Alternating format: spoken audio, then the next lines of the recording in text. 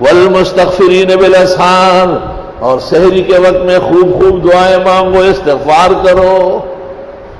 وقت سحری وقت مناجات ہے، او خیز درا وقت کے برکات ہے۔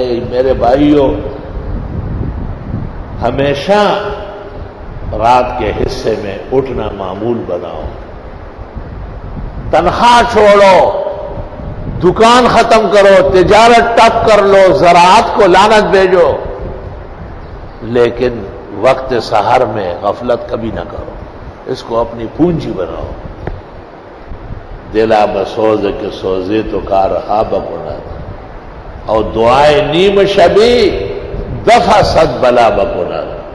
سینکڑوں مصائب و شدائد، آفات و آحات اللہ دور کرتا ہے۔ سحری کے وقت اٹھو، اعلانات ہوتے، حل من مستغفر اغفر اللہ، حل من مسترزق ارزق، حل میں مبتلا فوافی، اعلان ہو رہے، کیا مانگ رہے ہو، کیا چاہیے؟ ہمارے استاد محترم مولانا عبدالحنان صاحب رحمۃ اللہ علیہ بہت اہتمام سے تہجد پڑھتے تھے، 12 رکعت تہجد، 12 رکعت کی۔ فصلی رکعتین ثم رکعتین ثم رکعتین ثم رکعتین ثم رکعتین ثم رکعتین ثم اوترا۔ بخاری مسلم بھرے پڑے، بار بار آ رہا، 6 دفعہ آپ نے دو دو دو دو دو دو، اس کے بعد وتر پڑے۔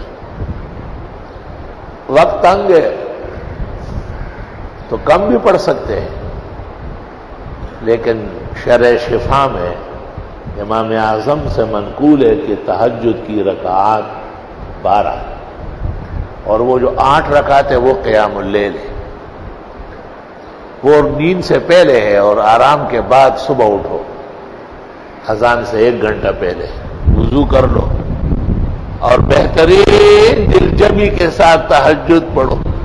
سبحان اللہ، اللہ ہمیشہ نصیب فرمایا۔ تو ہمارے استاذ کو میں دیکھتا تھا، بہت ساتھ رہا سفروں میں، 5-6 مرتبہ حرمین شریفین ساتھ لے گیا، طالبان دور میں افغانستان ساتھ لے گیا، کشمیر ساتھ لے گیا۔ تو میں نے ایک دن کہا، تہجد کا عمل بہت پختہ ہے، کس طرح اتنی پختگی آئی؟ فرمایا جب سے مولانا حسین احمد مدنی کو دیوبند میں دیکھا ہے درجہ اولا میں، کہا اس کے بعد میرا تہجد ناغہ نہیں ہوا۔ یہ حضرت مدنی کی خاص کرامت تھی، وہ یہ مشہور شب بیدار تھے۔ دیوبند کے اکابر میں 2 عالم، شیخ الاسلام مولانا حسین احمد مدنی اور تبلیغی جماعت کے امیر دوم مولانا محمد یوسف صاحب کاندھیلوی، ان دونوں کا جوش عمل ضرب المثل ہے۔ جوش عمل دعوے سے کہا جا سکتا ہے کہ ان سے ایک مستحب بھی ارادتاً چھوٹا نہیں، اللہ کے فضل سے۔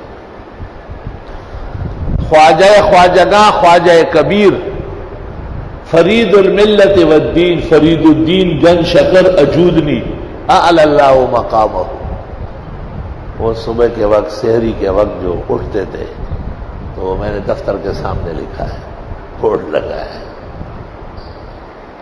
وقت سحری وقت مناجات ہے، وقت سحری وقت مناجات ہے، او خیز درا وقت کی برکات ہے۔